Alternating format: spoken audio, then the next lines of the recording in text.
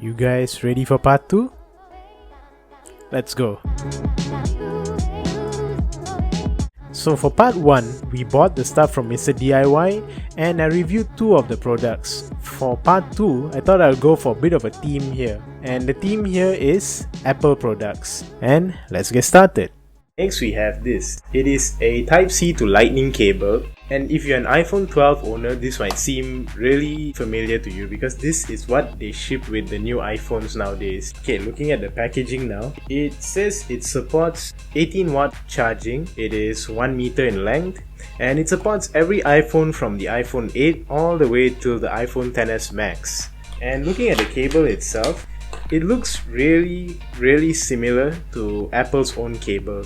So you can see a nice white color, 1 meter in length, and we have the USB-C side and the Lightning side. How I thought I would test this is, I have an old iPhone 7 here. The cable it shipped with was Lightning to USB-A, and right now I have this. It is my 18 watt iPad charger. It only supports USB-C, so technically there's no way for me to charge this phone with this brick unless we use one of these. So let's try. Works. You know, if I didn't know any better, I would say this came with the iPhone itself. The only way you could tell it didn't come with the iPhone is it has some branding on the side. Now let's plug it in and see if it accepts a charge. And it is charging. Seems to be accepting a charge just fine. So if you have an iPhone 12 and you need a backup cable, this is a good alternative. And if you have an iPad charger and an older iPhone, it's a good substitute for a charger. But when I picked this up, I didn't think much about the charging capabilities. What I was more curious about were the data transfer capabilities, because Lightning to USB-C makes me a bit excited since this iPhone supports Lightning and my iPad Pro supports USB-C. It should be able to read the iPhone and treat it like a sort of hard disk or a portable camera. So I'm going to test that out now and see if the iPad is able to read the iPhone with this cable. So we have the iPad here, the iPhone's on my left, and in theory this should work if I plug this in. Okay, the iPhone says it's charging. Now let's check and see if the iPad reads it at all. Nah, it's not showing up.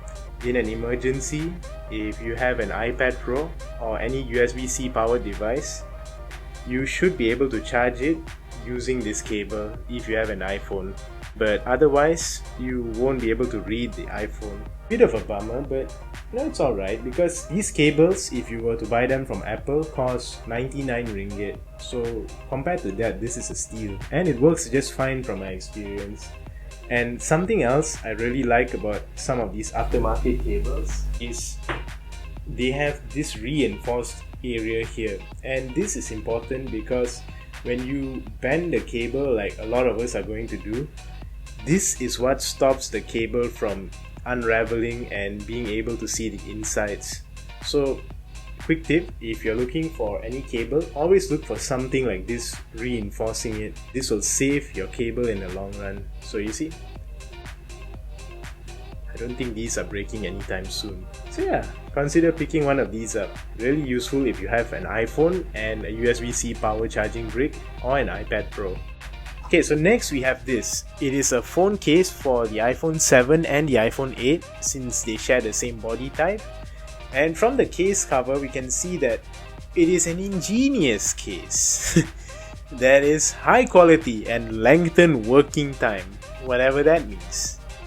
But it's a premium product, and that's all that matters. So let's unbox this and put it on the iPhone to see. Right, the case itself is your typical PVC case. It's quite grippy, it's not too loose, it has some give to it, it isn't too hard, so using it should be comfortable. And now let's put it on. This is the phone with the case on it, and design apart, it's quite a nice case. It's really flush with the rest of the phone. The ports are easily accessible. There's cutouts for the USB port, the silence button, and the camera. It protects the camera, that's what I like in a case. There's no give in the edges, and this is what I really like. Some cases cost more than this, but when you put it on, the edges sort of flop about. This one hugs the phone tight, like it's hugging on for dear life, and I like that. The buttons are clicky, like it doesn't block any of your buttons, all of them are accessible. For the price, it gets the job done. I can't really complain much. It is a nice case for the price, and I definitely recommend it to anyone on a budget. Just don't think too much about the design. So it turns out I missed out something about this ingenious case. Anyone want to guess? It's really easy to miss because I did. Yeah. So next we have this, and this was something I was really excited for at the shop. It is a keychain that also has a USB cable attached to it. The concept is you use this as a keychain, and let's say one day you're outside and you need a USB cable on hand, you already have one. And I was so excited for this until I got home and I realized something looking at the box. Nowhere did they say what USB cable came with this keychain. I was under the assumption that it would be micro USB or USB-C, but looking around, I really can't find anything else indicating what it is. The only way to find out is to unbox it, right? So let's go. So looking at the packaging, there appears to be an attempt at a pun. If you can see down there, it says key features. Get it? Keychain features. Okay, so here's the keychain itself. It feels very keychainy. And for the cable, there is your USB. And wouldn't you know it, it's a lightning cable. I don't know how much money they save by not putting that on the box, but I guess their priority list went in terms of brand name, pun, USB type somewhere. If you're an iPhone owner and you need a cable on hand, this is something to consider. So looking around, you can see that this is the key ring. You sort of put all your keys here, and you have this mechanism here to allow you to slot in your keys easier.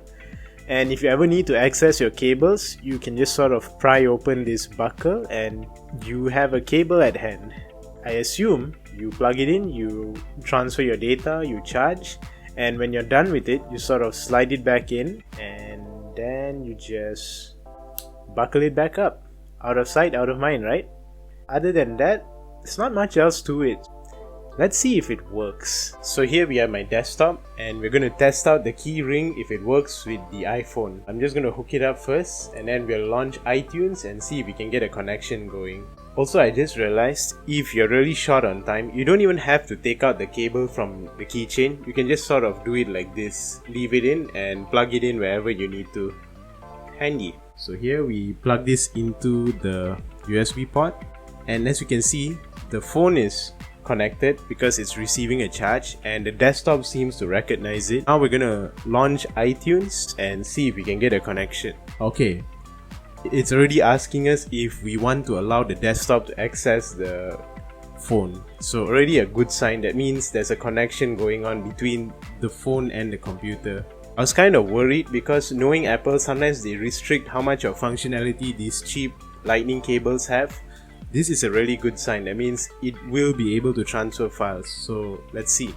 And it's already asking us if we want to download the latest iOS version. And yep, our phone is connected. Nice. All the information is here. So this, for iPhone owners, really handy.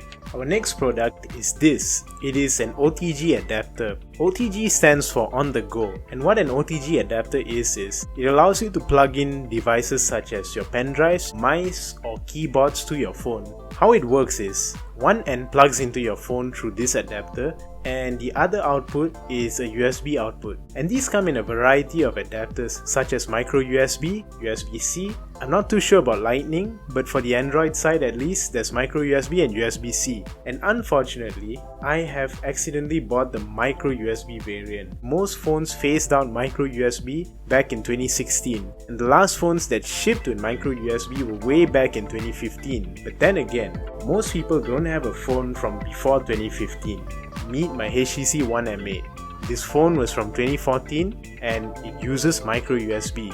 And fortunately for us, it still works. To test this out, we have the 1M8, the OTG cable, and my Kingston pen drive. We're going to plug this into the OTG adapter, and then we're going to take the whole thing and we're going to plug it into the phone.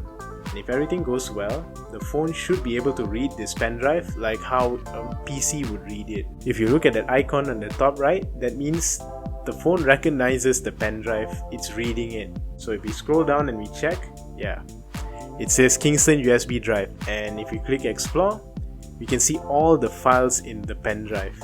And honestly, this thing really saved my life back in university, because there were some times where I needed to access the files on this pen drive, but I didn't have my laptop, I wasn't around any computer, and I could only access it on my phone. So something like this definitely helped a university student back then. And truth be told, I actually recommend everyone to keep something like this along with them, because sometimes you'll be caught without internet access, you won't be nearby a computer, but you will have a file stored on a pen drive, and something like this might come in really handy for you, especially with phones nowadays acting as our mini computers. And like I said, these things come in micro USB or USB-C, so most modern phones can use this as well. They're quite cheap and they're quite small, so you could just chuck it into your bag anyway. So really, there isn't an excuse not to have one of these. Guys, thank you for watching. If you enjoyed part 2, give it a like and subscribe for more videos in the future. Also, follow me on Instagram and Twitter at _Rohin Nair, where I'll be posting updates and behind the scenes content in between videos. That's all for part 2. Part 3 should be up soon, and part 4 after, which will be the finale to this little challenge.